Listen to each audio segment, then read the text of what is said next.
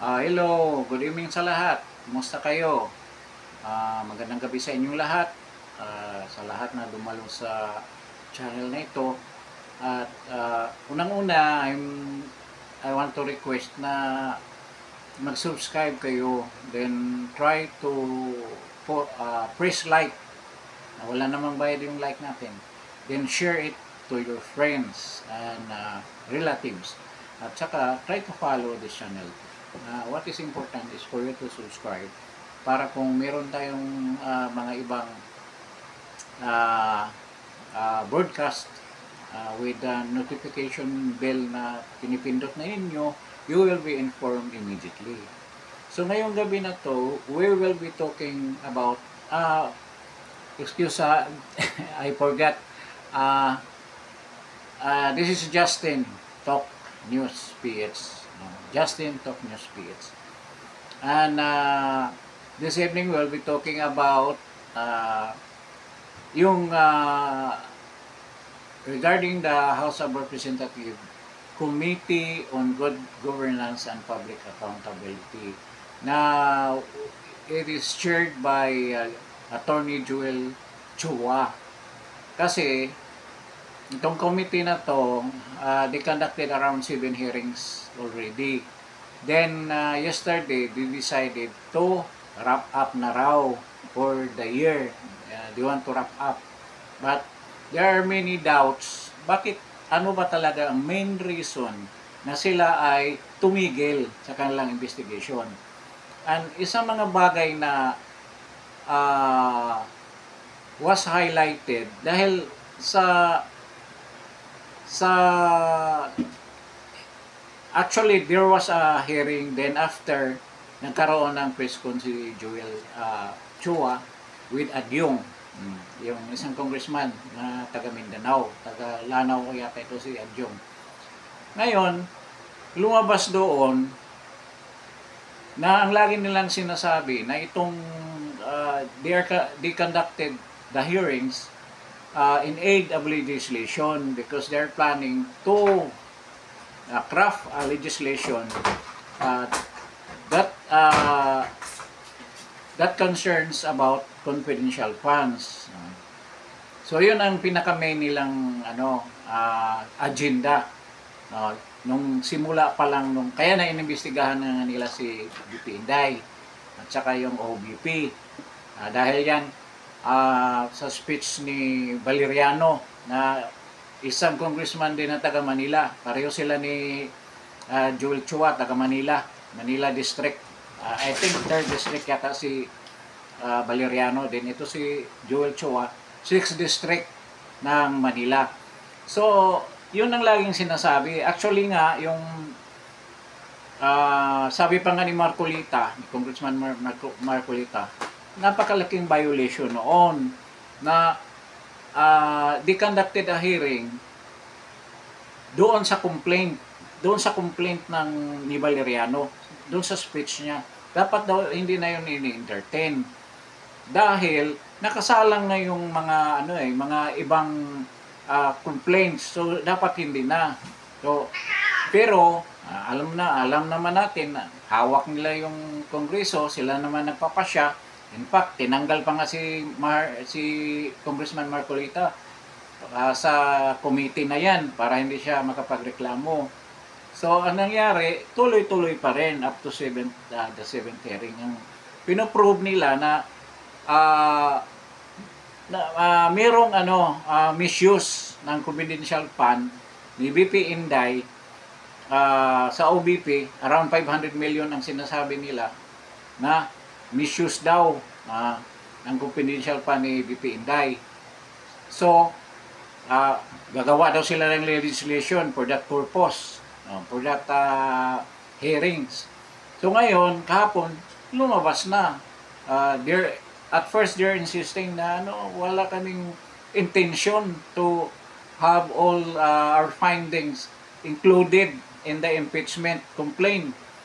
Sa lumabas ngayon, yung pinaka buod nung hearing nila, yun ang main topic na sinampa, main complaint main charge na sinampa ni Raul Manuel. Parehong-pareho.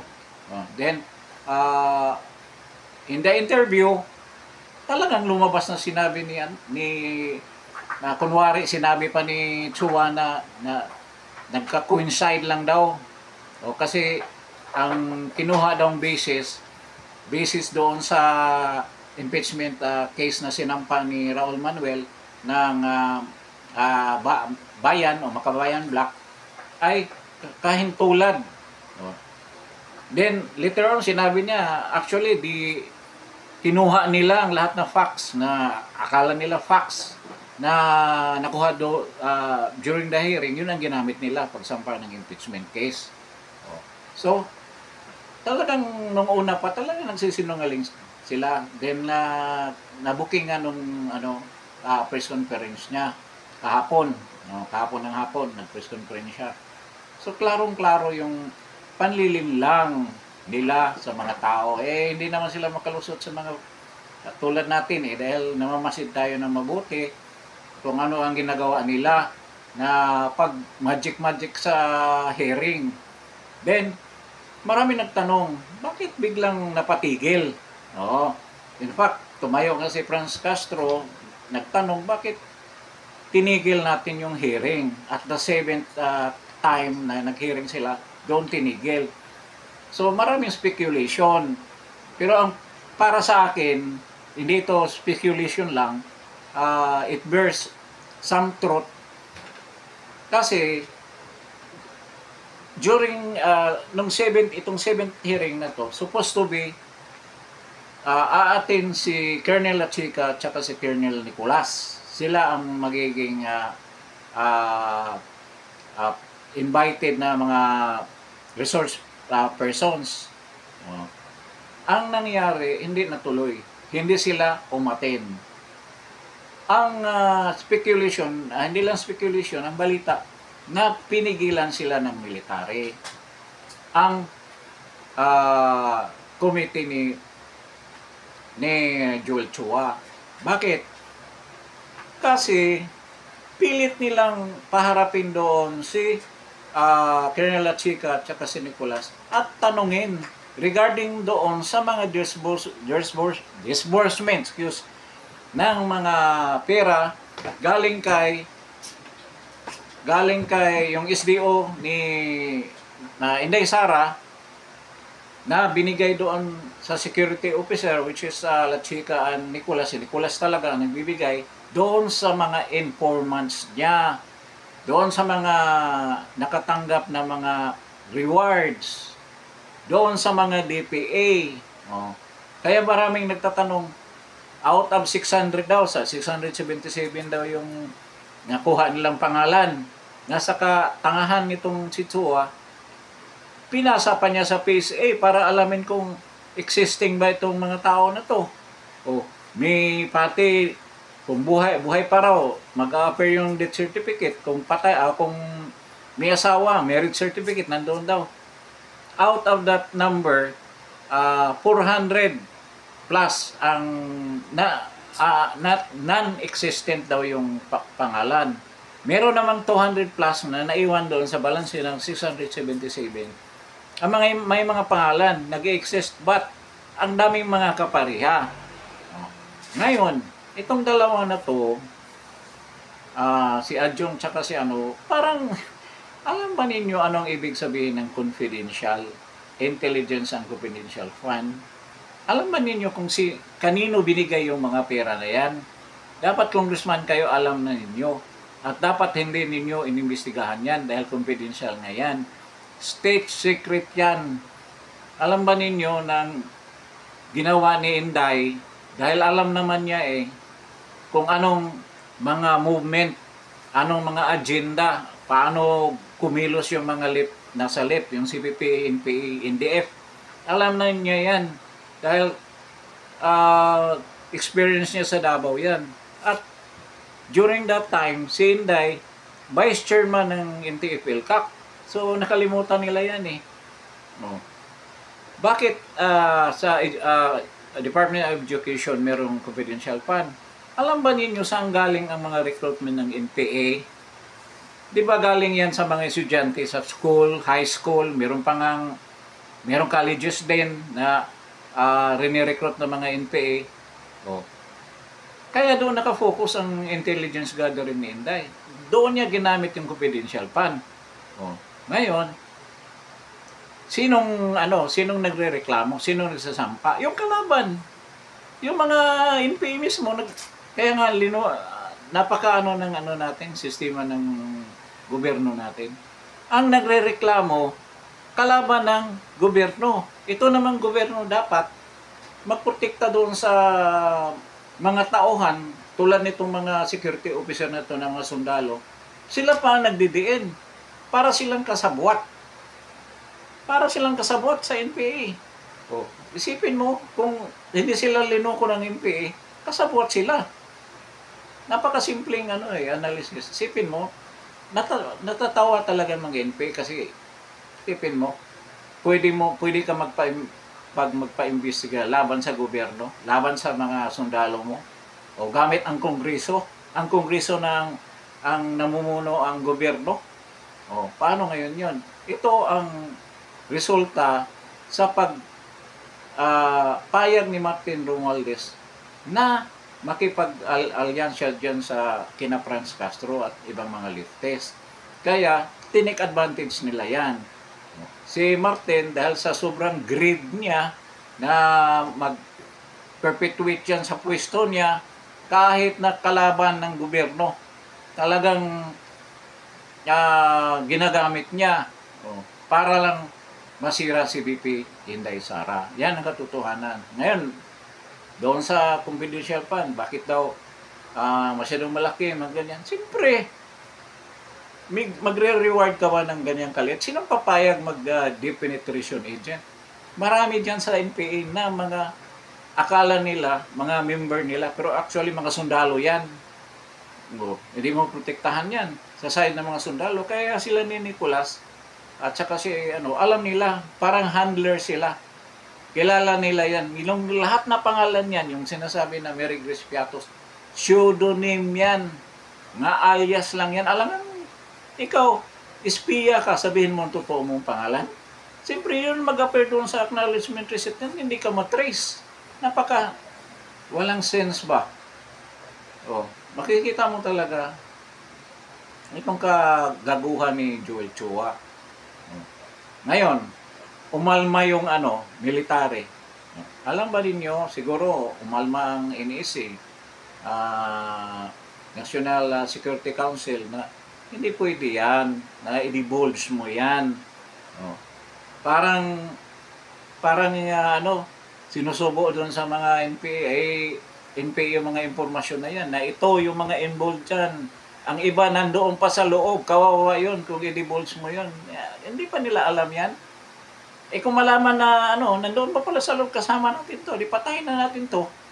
Yan ang hindi ko nakakainis eh. Hindi mo ba? Bakit sasabihin?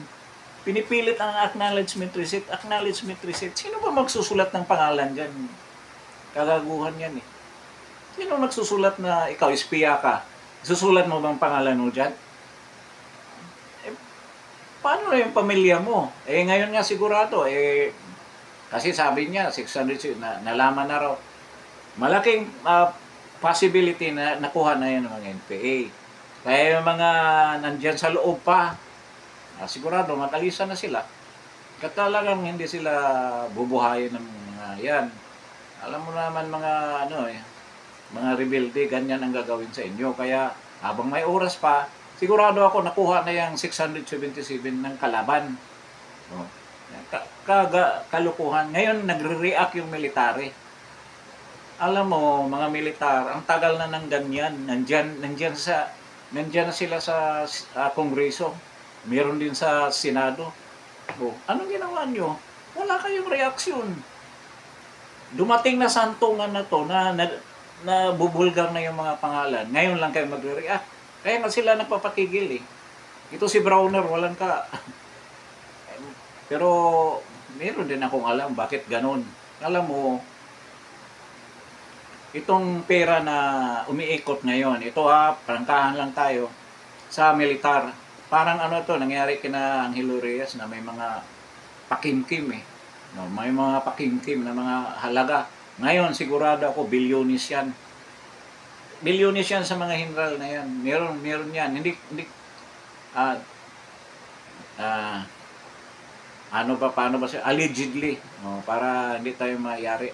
Ngayon, meron yan. Maraming pundo ngayon sa DSWD. 24 billion. Tsaka yung nakaparada dyan sa, nakaparking dyan sa DPWs around 125. Hindi na matrace ng kuha kung nasaan. O yun na yung pinamimigay sa military yan, sigurado.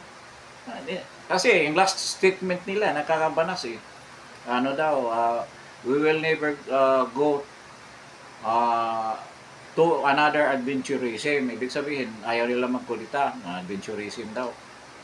Adventurism, alam na ninyo kung gaano kakurap ang bansa natin, ang gobyerno natin. Pababayaan lang ninyo ganyan. Ang daming yung palusot ng mga mga general eh. Kaya talaga wala na talaga. Iwan ko kung anong solusyon ng tungkol dyan sa mga military na yan. Hawak na ni BBM yan. Kaya patawa-tawa na lang si BBM eh kung magpo-float yung idea na baka magkaroon ng kudita. Tumatawa lang sila. Kasi alam nila hawak na nila yung military. Itong nangyari nga ngayon, itong lumabas itong mga pangalan, parang mga si Chua parang hindi abogado yun si Chua eh. Ngayon, hindi ba niya naisip? Sino? Pinadala pa sa PSA para alamin. Wala ka talaga dahil yan mga alias lang lahat yan. So, 19 din sabi niya, i-wrap up na lang daw nila. Pero patuloy pa raw ang hearing nila sa ibang matter na. No? So, yung computers na naman daw. Yung corruption sa computers. So, ngayon, paano ngayon si Raul Manuel, yung nakasampang impeachment? Na dead-end. Hindi na yan yung matanong yung mga sundalo na yan eh. No? Kasi once matatanong yung mga sundalo na yan, maraming ma-divulge yan. Hindi lang ang mga sundalo, pati mga general yan. Na-involved dyan sa mga operation ng anti-subversion ng operation laban ng NPA. So, ngayon, yung mga ibang sundalo na nasa lower ranks, talagang meron na silang diskontento. Iwan ko lang kung kailan sila a-action na talagang didipinsa naman sa mga tao. Yun ang ano nyo eh. Yun ang your allegiance to the flag, allegiance to the Constitution and the people. Dapat tutuparin ninyo yan. Pero nga, pag kikilos talaga ang pera, wala na. Kahit ano pang owner mo dyan. Kasi yung mga taga-PME, owner daw. Wala namang ino-honor nila. Hanggang ngayon, wala silang ginawa. So ngayon, kaninang around afternoon, nagkaroon ng pictorial yung mga senatorial slate ni Pangulong Duterte. Nandoon na si President Duterte, tinataas niya yung mga kamay ng mga senatorial slate niya, nandoon lahat. Then, merong iba na hindi nakarating, hindi ko lang maano kung sino ang hindi nakadalo doon sa pictorial nila. Kasi yun ang gagamitin nila sa elections. Ang gusto ko lang doon, yung jacket. Napakaganda ng jacket. Sana makakuha tayo ng as a memorabilia. Parang ganun. Para sa na yan. Marami siyang kinausap si President Duterte. This is the sign na talagang they are gearing up for an active campaign. Dapat susunod tayo ni PRD kung anong sasabihin.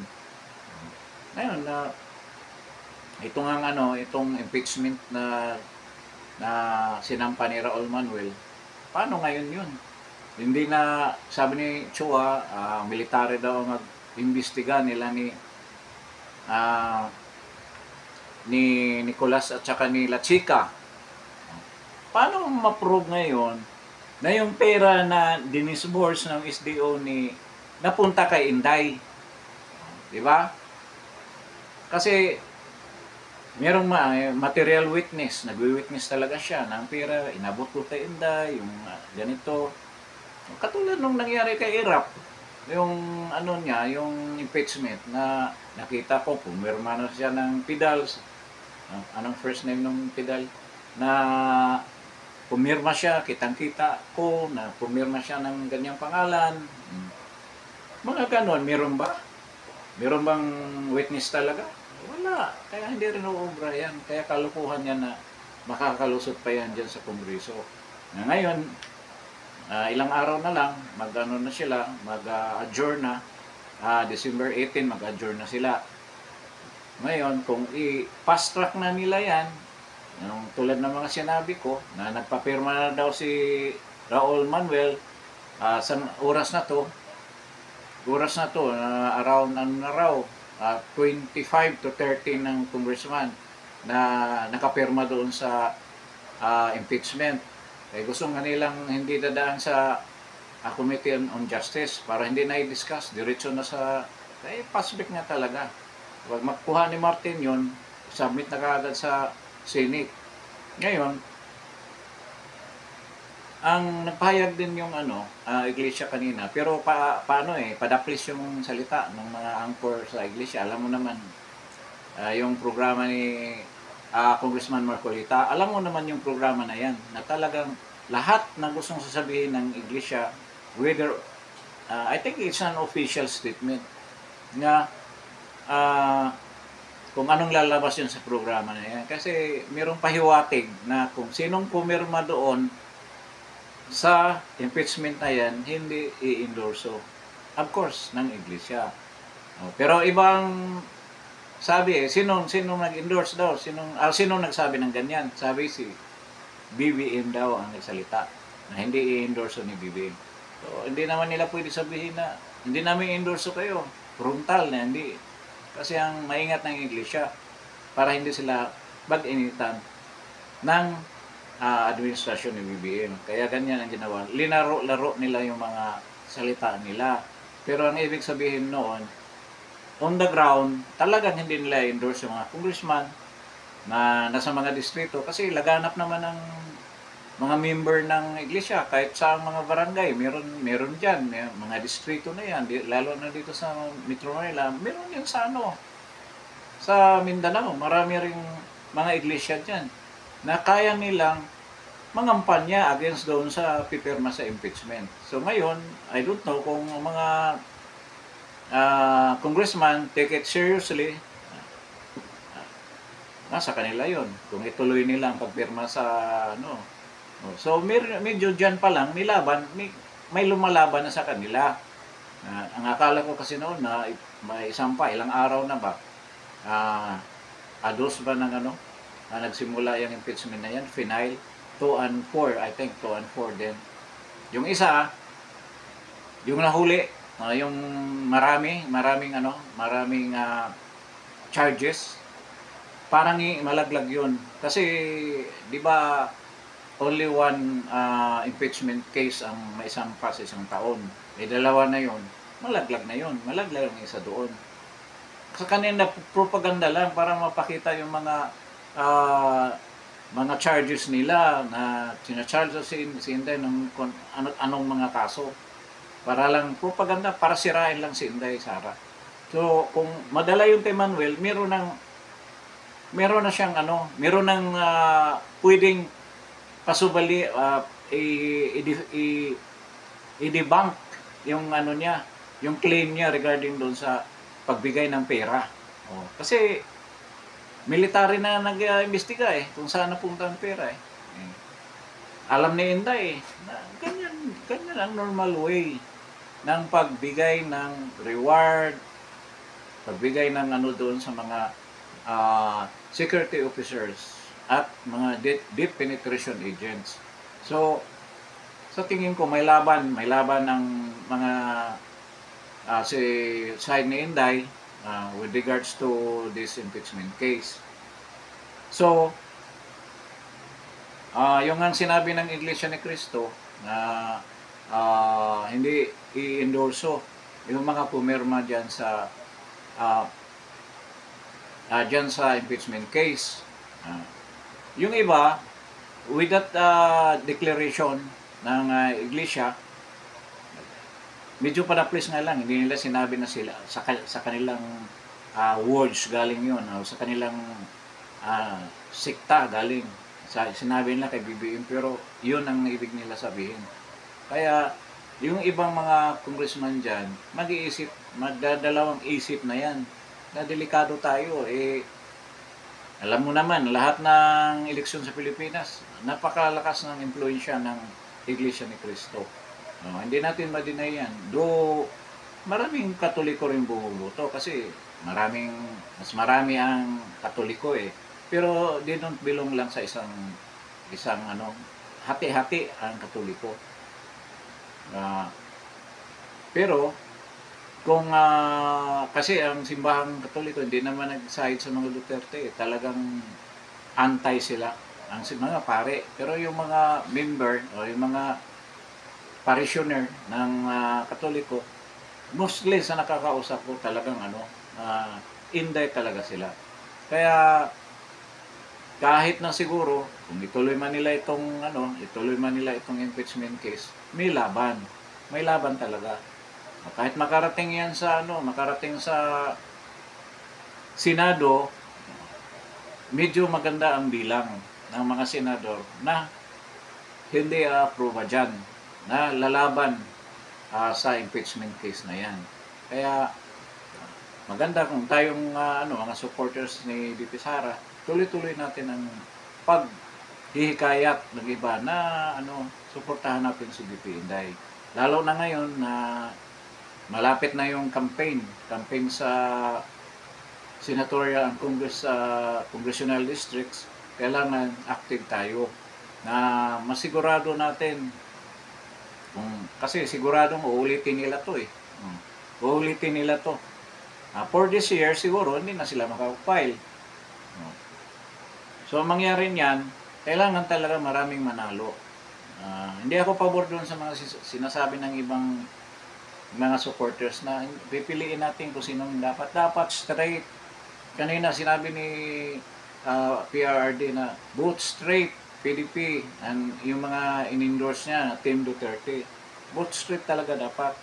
Kung pwede gagawin kung meron, kasi 10 lang ang ang kasama yung PDP tsaka mga in-endorse ni PRD, 10 lang sila. So bahala na kayo maglagay ng dalawa kung sinong ilagay ninyo, basta huwag lang yung nasa slate ni PBBM, ni Tambaluslos. Kasi madagdagan yun. Kaya maganda ang labanan ngayong lalo na nakikita ko sa aura ni PRD na talagang palaban siya. Saka with this early na nasa first week or second week of ng December tayo, medyo maganda yung preparations nila. Meron silang sinusunod na plano. So maganda yan. And I think marami rin supporters dito sa Philippines at saka outside abroad na nagdo-donate sa kanila. Kasi nakakilo sila. Pero marami namang may pera rin yung PDP. Pero hindi kasing dami ng pera ni Tambaluslos. Ang pera na yan galing din naman sa atin. So going back to the impeachment case, yung pinel ni Manuel, hanggang ngayon hindi pa tinanggap, wala pa sa Justice Committee, nasa Committee on Rules pa. Kung makarating yan doon, malalaman natin kung anong reaksyon ng Justice Committee. Kung ibigay ba nila kay Martin or patagalin nila or hindi na ituloy. Dahil sa totoo lang, takot talaga sila sa rally. Takot sila na magkaroon ng people power. Kasi sumali na yung Iglesia ni Cristo. Sasama rin naman yung ang QGC, hindi ako maniwala. Silently sasama yan. Ang dami rin yan. Kaya sila, kabado talaga sa sitwasyon ngayon. Malaman mo sa mga congressman, kahapon, kung mag-press conference sila, napakarami nila, isang mahabang lamisa. Hindi halos hindi magkasya. Pero kahapon, dalawang, sila lang ni Joel Choa at saka si Adyong ang nandoon. So, meaning, yung iba, listen nila yung exposure ng mga mukha nila, baka makita ng mga DDS, saka mga supporters ni Inday, mapag-initan sila ng gusto. So, ganyan ang sitwasyon ngayon. So, bukas, I don't know kung anong move ngayon ni PRRD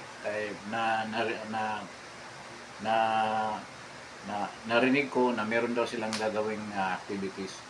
So, hantayin natin yan kung anong activities yan. And for sure, cover natin yan. We'll make a commentary with regards to the activity that will happen tomorrow.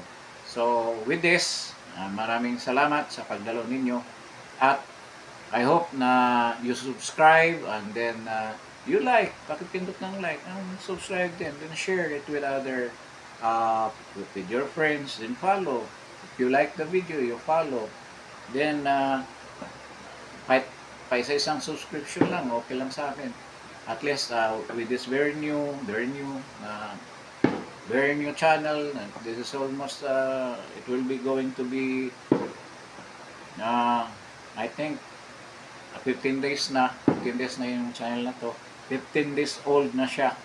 I hope na mabilis itong lumago at lumaki at marami tayong matulungan ng mga kababayan natin na kailangan natin ma-inform with the right information with regards to the political situation ng ating bansa, lalo na sa side ng mga Dutertes. Sa tingin natin, sila lang talaga ang karapat dapat na mamuno as of this time sa bansa natin.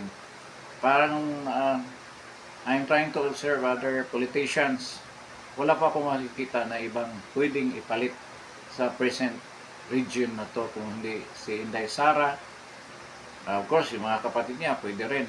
But right now, I think all fingers are pointing na si Inday Sara lang talaga ang pwedeng ipalit para maayos ang ating bansa.